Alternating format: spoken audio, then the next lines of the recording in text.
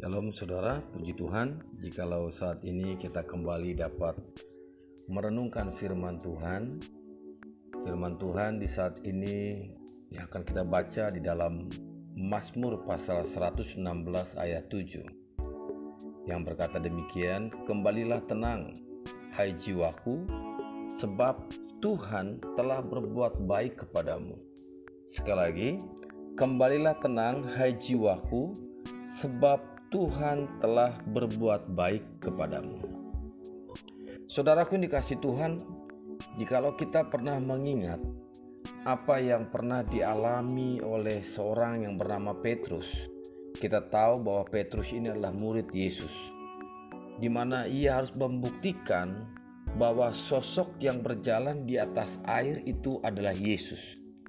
Saudaraku, Petrus berseru kepadanya, "Tuhan, apabila Engkau itu, suruhlah aku datang kepadamu berjalan di atas air." Lalu kata Yesus, "Datanglah." Maka Petrus turun dari perahu dan berjalan di atas air mendapatkan Yesus. Kita bisa lihat cerita ini di dalam Matius pasal 14 ayat 28 sampai 29.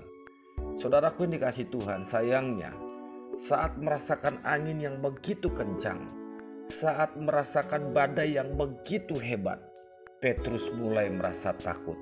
Petrus mulai merasa gelisah dan akhirnya apa? Ia takut dan tenggelam.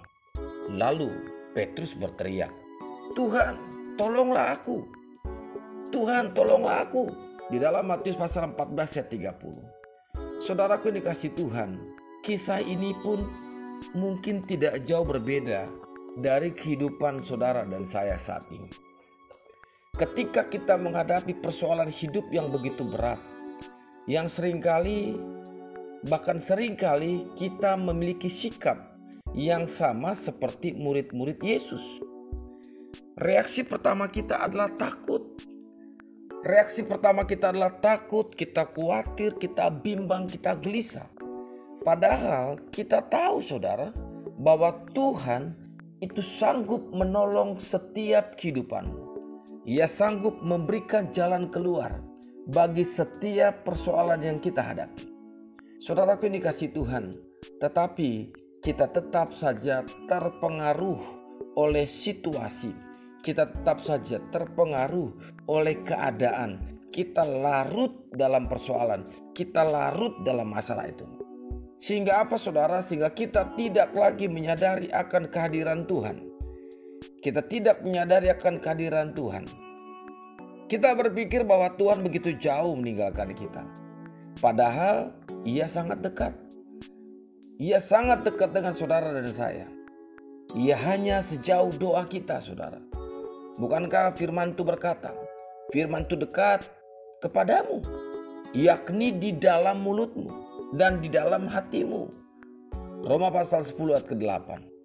Seruan dan permohonan Petrus ini saat ia tenggelam, ia benar-benar lahir dari pengakuan imannya kepada Yesus.